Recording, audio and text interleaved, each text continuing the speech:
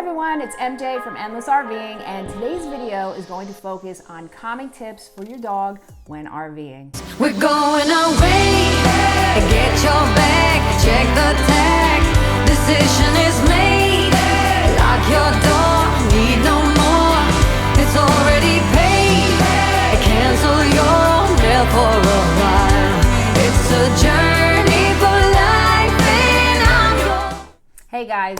So today I wanted to focus on some ways to help your dog relax, become a little less anxious if they tend to be that way when you're on your RV or when you're in a campground. So I'm going to give you a lot of different tools. First, I just wanted to talk to you just about my credentials so you don't think I'm just some hack coming at you. I had mentioned this in a previous video that I have multiple certifications in dog behavior. So I have my CPDT, which is a certified professional dog trainer through the Certification Council for Professional Dog Trainers. I'm also a professional canine trainer accredited through the Pet Professional Guild, which is an international training organization. And I studied at the Academy for Dog Trainers and have taken countless seminars and workshops and you name it. And I've trained thousands of dogs. My company works with myself and my 3 trainers. We have many clients all around the state. So this is something that I feel very comfortable talking to you about, and in reading what a lot of people say in different forums and groups and things on social media. I really want to help people find a way to help their dogs that is in the best interest of the dog.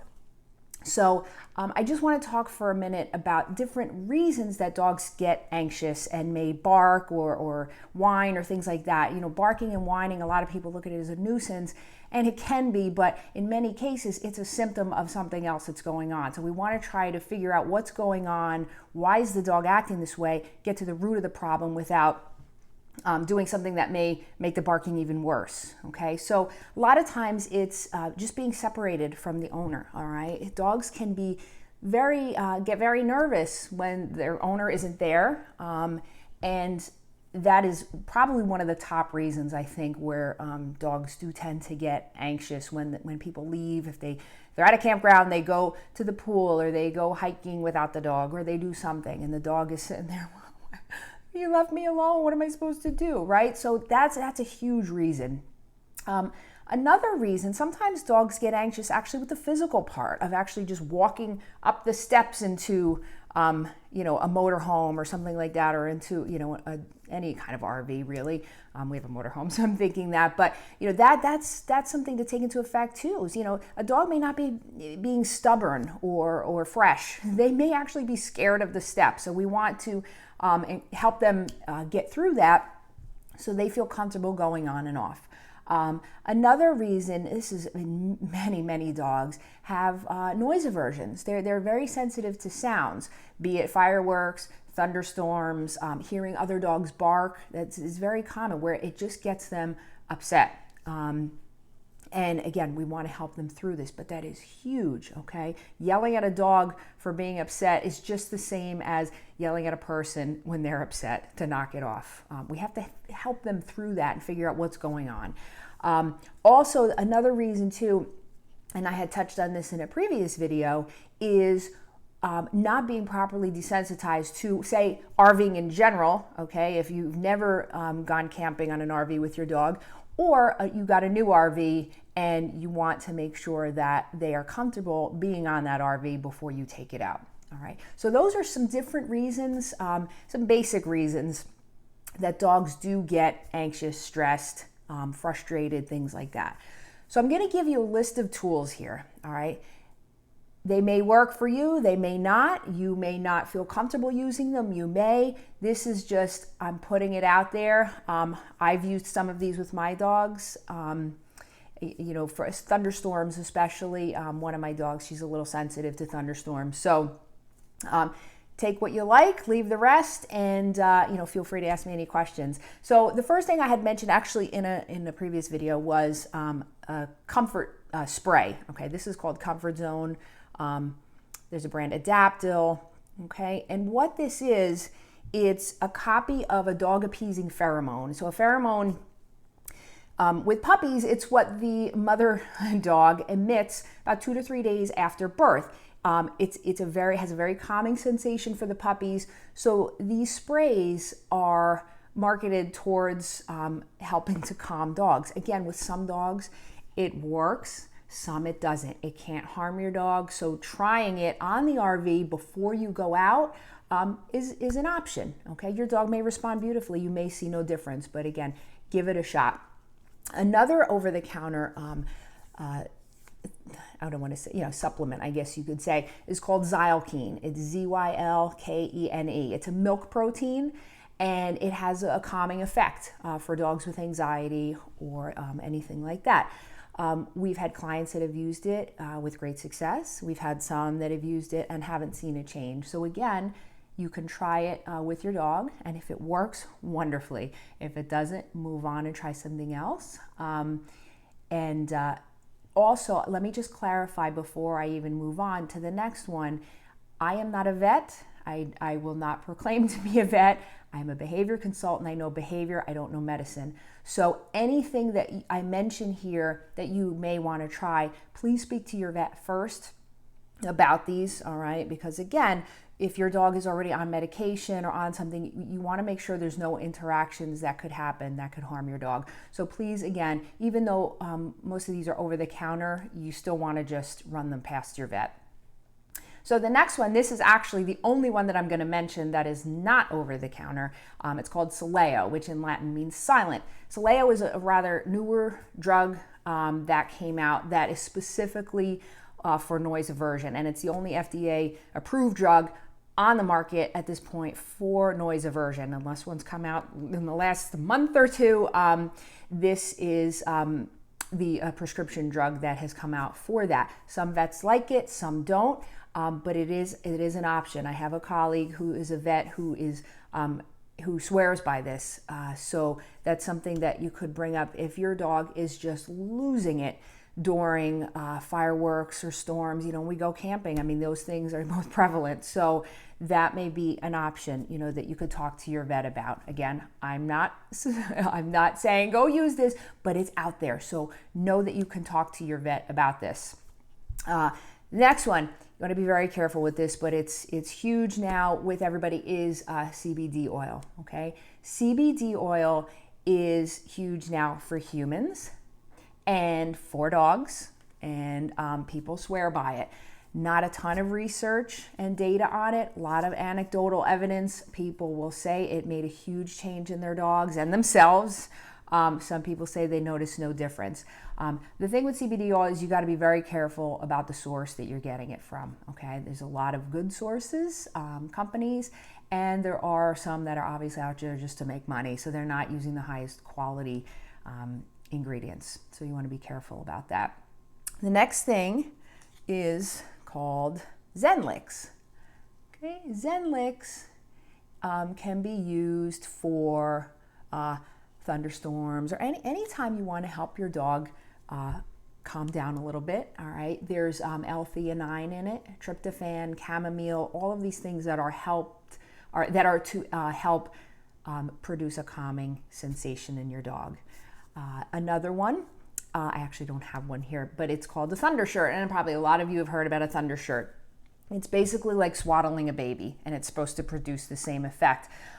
So in studies, there was actually a significant reduction in the heart rate of dogs when they were swaddled with the thunder shirt. With the thunder shirt, though, I do want to mention you have to be very careful with this. Dogs learn by association. So what happens a lot is that people will only bring this thunder shirt out right before a thunderstorm, and the dog can actually get even more nervous because they realize that shirt, they know what's coming. All right, so when you first bring the thunder shirt out, you want to put it on them on a sunny day. You want to desensitize them. Don't just shove it on. Make it fun. Use some treats. Make it take it slow, because you want to show them this is a wonderful thing to have on. It's going to make them feel comfortable. And then do that at other times besides before the storm comes. All right, so when storms do come, they know that thing feels good, and it's not, oh my God, a storm is coming. Okay, dogs learn a lot by predictions, all right? So we want to use this thunder shirt in a way that they know they're just going to feel safe and not, oh my God, the storm is coming, all right? There's other options with calming things, and Petco, PetSmart, whatever, you can find calming chews. They sell chews that have, they have different kinds, but passion fruit, chamomile, again, these ginger, these things that are supposed to help calm dogs. Do they work? For some, yes, some don't. Give it a shot if you feel comfortable doing so. Calming collars, all right, just like the dog appeasing pheromone that I had mentioned, they have collars that emit this too. So it's very close to your dog. You can put it right on them and it emits that pheromone, which for many dogs can help bring down the stress level a little bit. In terms of another sense, so for the ears, there's a CD out there, it's called Through a Dog's Ear. And it is a CD of specific classical music for dogs so they can have their stress level brought down, which in research, there has been not a ton of research, but research that shows that classical music does help relax dogs. And versus that, it has also been in this is one study that heavy metal actually can agitate dogs. So the type of music, actually, believe it or not, for dogs does seem to make a difference. So this Through a Dog's Ear CD is great. It'll calm you too, okay? But put that on before you go out.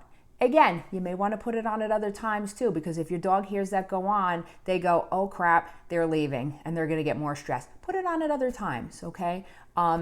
But that's a good thing to do. Other people leave the TV, radio. You can use white noise machines. Sometimes some dogs respond to that, so that could be helpful as well. Let's talk thunderstorms. All right, there's a lot of dogs that do not like thunderstorms. I have one that would sleep through, a boulder coming through the house, and then I have my Sierra, who's wonderful with everything, but that's the one thing that seems to she's just not great about that. So I use the Zen Licks and with her for that. Research has shown, actually, Dr. Nicholas Dodman, who's well known in the field, has said that dogs can actually experience different static shocks on their coat during a storm, which is why they may be so stressed out.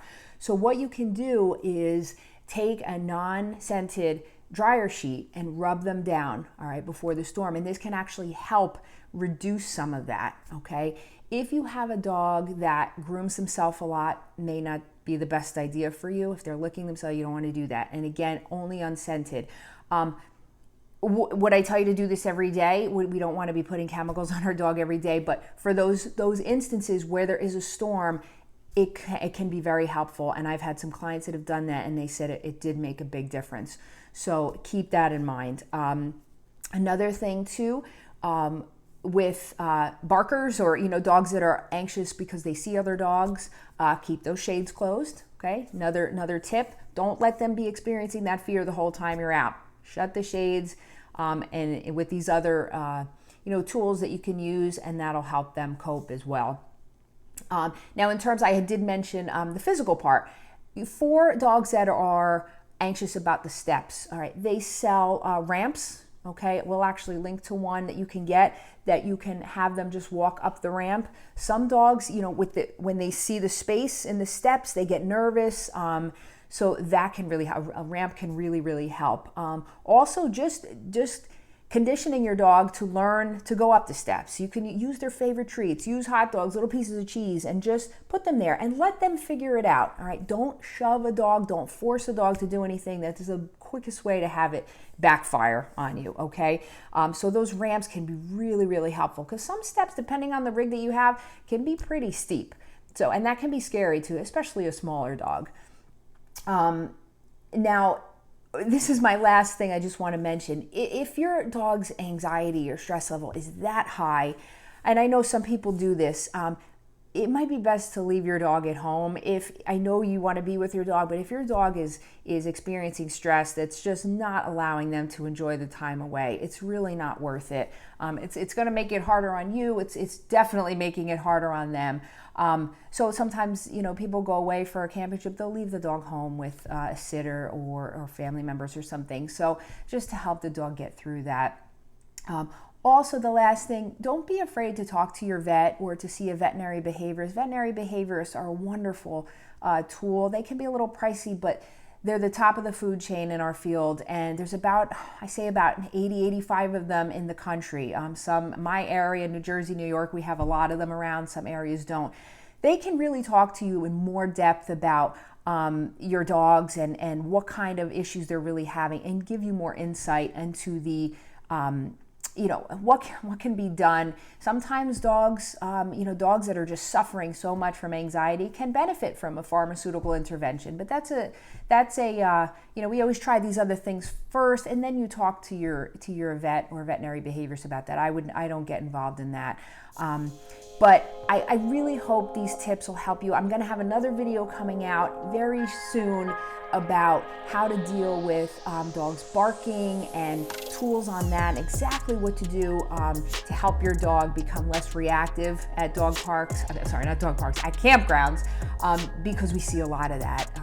And I see a lot of it being handled in a way that's actually making it worse for the dog. So my next video is going to be on that, so stay tuned. I hope you got some helpful tools from this. Feel free to ask me any questions at all in the comments, and I'd be happy to answer them for you. From myself, Izzy, who's at work and I miss him, and Jason, who's upstairs probably playing video games.